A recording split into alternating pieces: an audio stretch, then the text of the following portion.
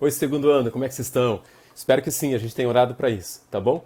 A gente está aqui agora no nosso reencontro para continuar o nosso tópico 3. Na semana passada falamos sobre criação, ordem e regras, aqui na página 11. Vamos continuar e concluir esse tópico, tá bem? Muito legal, refletindo em alguns pontos mais e também confirmando algumas coisas que vimos na aula passada, beleza? Vamos ampliar um pouquinho a nossa visão aqui, tá certo? Vamos fazer uma oração? Depois da oração vem a vinheta e eu já retorno. Senhor, nos abençoe nessa aula mais uma vez. Por favor, conduza a nossa mente através da Tua palavra, dessas considerações, para que a gente perceba ainda mais a grandeza dos Teus planos para nós. Em nome de Jesus, amém.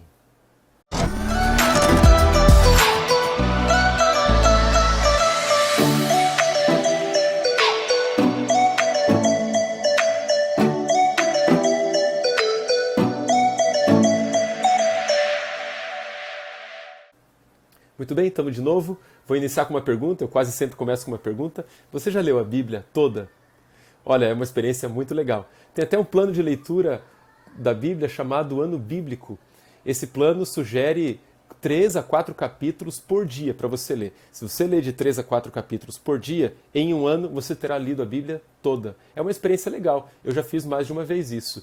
Não é uma leitura assim tão aprofundada, específica, mas ajuda você a ter uma visão geral da Bíblia, inclusive a organização dos livros, qual é a mensagem de cada livro. Isso nos ajuda bastante e é algo muito saudável, tá bem? Faça isso. Agora, quem já fez o ano bíblico, e mesmo quem não fez, mas pelo menos já tentou começar a leitura da Bíblia, e geralmente a gente começa lá pelo primeiro livro, Gênesis, já percebeu o seguinte: Gênesis tem uma descrição da genealogia dos antigos patriarcas, trazendo inclusive a informação da idade de cada um deles. E quando a gente lê a genealogia lá em Gênesis, a gente é tentado, a gente é induzido quase que pela leitura a tentar calcular a idade da Terra. Você já fez isso? Eu já pensei algumas vezes. Será que dá para calcular quando aconteceu a criação?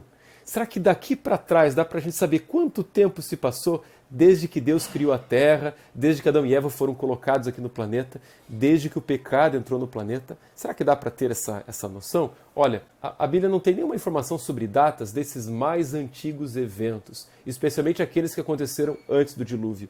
A única coisa que a Bíblia tem é a lista de genealogia dos antigos patriarcas e o tempo de vida de cada um deles. Mas dá para a gente fazer alguma coisa, entendeu? Se a gente pegar essas informações sobre o tempo de vida dos antigos patriarcas, a gente chega à seguinte ideia, de que da criação até o dilúvio correram 1656 anos. E da criação até o êxodo, tanto mais longe, né, não aparece na tela a minha mão aqui, até o êxodo seriam 2513 anos. Dá uma olhadinha no gráfico aí que a gente vai fazer. Então, se da criação ao dilúvio correram 1656 anos e da criação ao êxodo 2513 anos, então, por uma conta simples, a gente entende que do dilúvio até o êxodo, 857 anos. E quanto à datação do êxodo? Bem, essa já é mais tranquila. Existe mais base histórica e escriturística para isso. Embora os historiadores e estudiosos não se concordem em relação à data precisa do êxodo, há certa variação, mas a hipótese mais plausível, inclusive que se harmoniza com outras narrativas bíblicas, é a ideia de que o êxodo aconteceu em mais ou menos 1500 anos antes de Cristo. Então acrescentamos mais uma informação no nosso gráfico. Olha lá, se da criação ao êxodo temos 1513 anos e do êxodo até Cristo 1500 anos, então da criação até Cristo temos cerca de, pela conta matemática, 4013 anos. Mas vamos arredondar para mais ou menos 4000 anos. Opa, já dá para ter uma noção, né? Então, se da criação até Cristo temos 4013 anos, e de Cristo até agora, cerca de 2020 anos, eu sei que o nosso calendário está atrasado, né, mas a gente não está lidando com números precisos, então eu vou passar por cima, estamos pegando apenas números aproximados. Se de Cristo até agora, 2020 anos, então teríamos, da criação até hoje, cerca de 6033 anos. Vamos arredondar para 6.000 anos. Uau, olha que legal! Da criação até aqui. É um número bastante baixo. uma idade jovem da Terra, se você considerar e contrastar com as hipóteses levantadas pelo evolucionismo, que indicam que a Terra tem bilhões de anos. É bem diferente. É claro que esses números não são precisos. Eu posso dizer que 6.000 anos é a idade mínima da Terra, com base nessas informações bíblicas. Mas é possível que muitos patriarcas não tenham sido incluídos, porque talvez não tenham sido tão importantes naquela lista de genealogia. E alguns outros fatores fazem a gente entender que talvez a idade seja um pouco maior. Mas mesmo que seja um pouco maior, é do consenso de cientistas, historiadores, criacionistas, de que a Terra não tem mais do que 10.000 anos. Então ficaríamos aí entre 6.000 anos a 10.000 anos, algum número entre esses dois valores. De qualquer maneira, uma Terra jovem. E olha que legal, vou apresentar aqui um argumento científico que sugere que a Terra é de fato mais jovem do que aquela proposta apresentada pelo evolucionismo, de bilhões de anos. Esse argumento é a taxa de erosão dos continentes. Nós já estudamos bastante em geografia de que os rios, quando nascem lá nas suas bacias de captação e recebem água da chuva, vão correndo por seus leitos até atingir, na maioria das vezes, outro rio. E de alguma forma ou de outra, esses rios chegam no oceano. Quando os rios passam pelo leito, passam pelos continentes, eles carregam com suas águas certa quantidade de detritos de erosão, sedimentos. E todos os anos eles fazem isso. E os geólogos conseguem mensurar e calcular quanto de erosão nos continentes os rios provocam a cada período de tempo. Olha que legal essa tabela aí, dá uma olhada. Essa tabela está no livro que eu já te mostro qual é, eu já usei ele em outro momento, mas aí tem a taxa de erosão dos principais rios, ou de alguns principais rios que a gente conhece. Olha a tabela do lado esquerdo. Ali, mais para o final da relação, tem o rio Tigre, um rio conhecido lá no Oriente Médio. Segundo esse cálculo, segundo essa medição, o rio Tigre retira do continente, ou rebaixa o continente, 260 milímetros a cada 1.000 anos. Do outro lado da tabela, na direita, temos o nosso conhecido rio Amazonas. Ele tem uma taxa de erosão menor. A cada 1.000 anos, ele retira do continente 71 milímetros. E assim os outros rios, como você está vendo. Tem o San Juan lá nos Estados Unidos, que está um pouco acima ali do rio Tigre. Ele já tem uma taxa maior, de 340 milímetros a cada 1.000 anos. Bem, se a gente considerar uma média dessa taxa de erosão dos principais rios, a gente chega em um número perto de 61 milímetros a cada 1.000 anos. Tá, mas qual que é a jogada? Qual que é o argumento? Bem, se você pegar essa taxa de erosão média de 61 milímetros a cada 1.000 anos e tentar encaixar na proposta evolucionista de que os continentes têm cerca de 2,5 bilhões de anos, aí você tem um problema. Porque nesse longo período de tempo, a essa taxa de erosão, sabe o que teria acontecido com a América do Norte, por exemplo? Ela teria sumido, já teria sofrido tanta erosão que teria desaparecido. Na verdade, não só uma vez. Em 2,5 bilhões de anos, a América do Norte, a essa taxa de 61 milímetros a cada 1.000 anos, ela teria desaparecido 250 vezes. É impossível, claro. Ela está lá ainda, a gente conhece. Se ela está lá ainda, então quer dizer o seguinte, e essa é a lógica do argumento, a erosão não pode estar acontecendo há tanto tempo assim. Isso significa que a Terra é mesmo mais jovem do que propõe o evolucionismo. E tem outro argumento que é legal também, parecido com esse, a lógica é a mesma. É o índice de salinidade dos oceanos. Os rios, além de levarem sedimentos quando correm para o oceano, retirando dos continentes, né, eles também retiram pequenas quantidades de sal. Por isso que o oceano é salgado. O rio, ele retira sal, mas quantidades mínimas, a gente nem sente, tanto é que chama a água do rio de água doce. Mas tem pequenas quantidades de minerais de sal ali, retirados do continente. E eles vão levando isso para o oceano. O oceano, como não tem vazão nenhuma, apenas evapora pela ação do sol, o sal vai ficando concentrado, por isso a água do oceano é salgada. E também se consegue medir a quantidade, o volume de sal que todos os rios depositam nos oceanos a cada longo período de tempo. E a lógica é a mesma.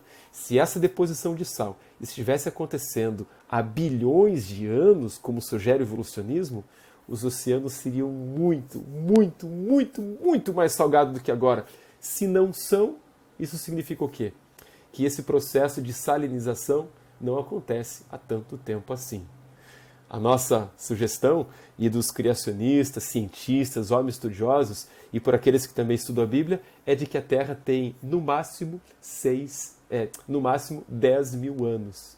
E no mínimo ali 6 mil anos. Algum valor entre esses dois níveis, de 6 a 10 mil anos. Bem, mesmo que a Terra seja mais jovem do que a proposta evolucionista, temos que concordar com uma coisa, né?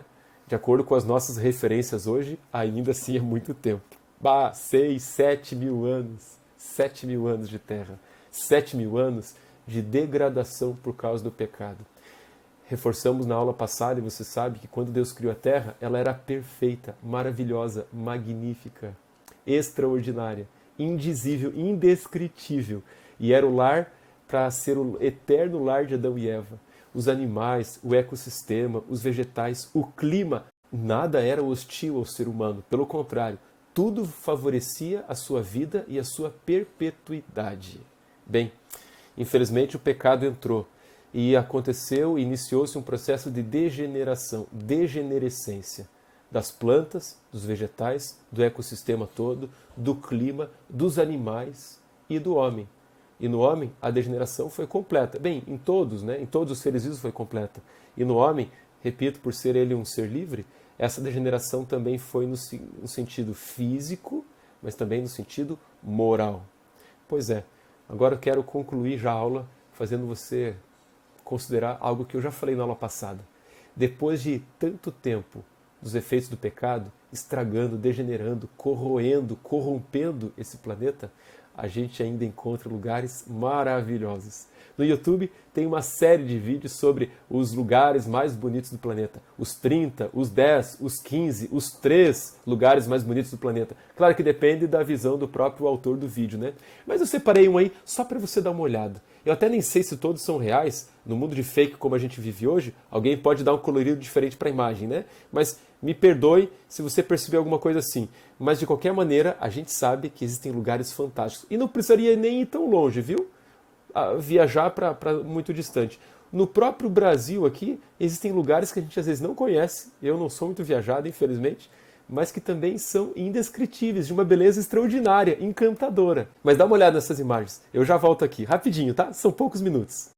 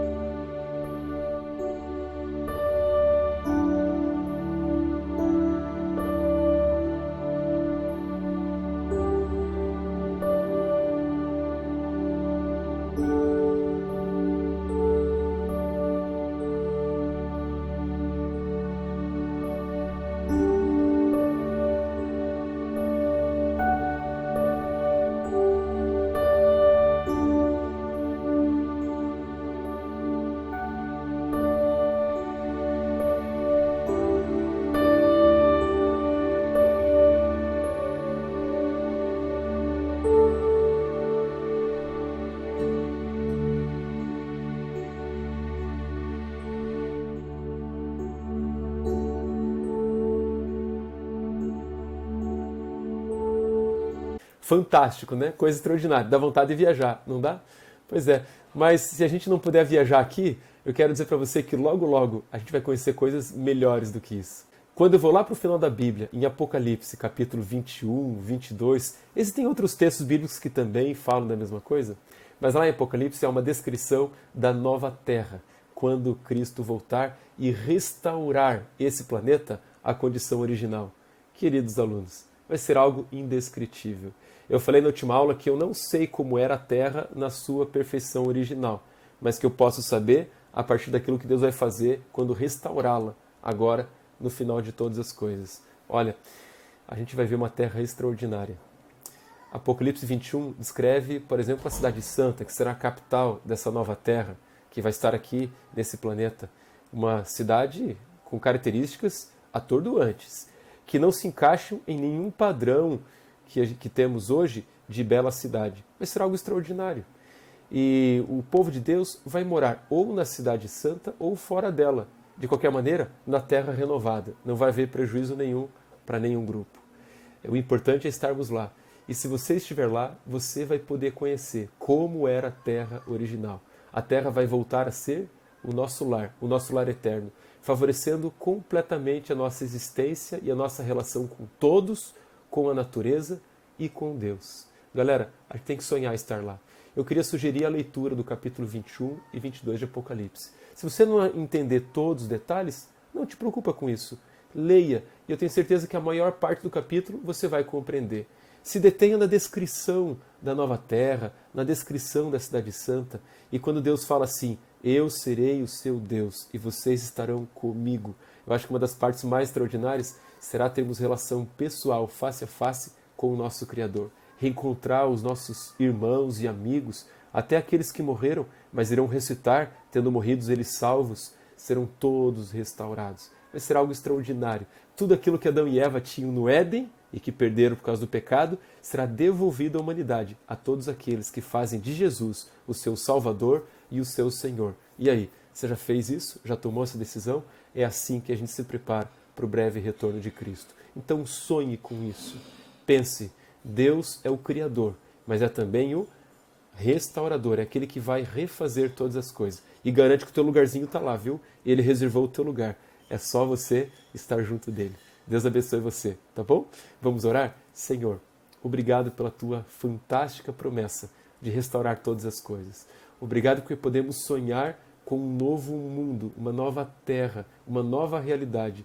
Tudo aquilo que fora no princípio será devolvido à humanidade. E que nós façamos parte desse momento. Nos ajude hoje, Pai, a darmos atenção para isso que é o mais importante. Relacionamento com Cristo, entrega diária a Ele e uma vida de obediência movida pelo amor ao nosso Salvador. Cuida de cada família e de cada aluno. Nos anima e nos empolga com isso. Em nome de Jesus, amém.